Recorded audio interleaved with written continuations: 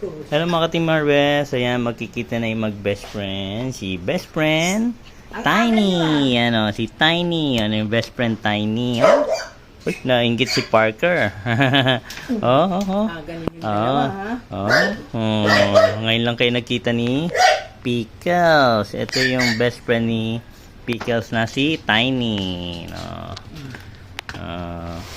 Best friend sila for life.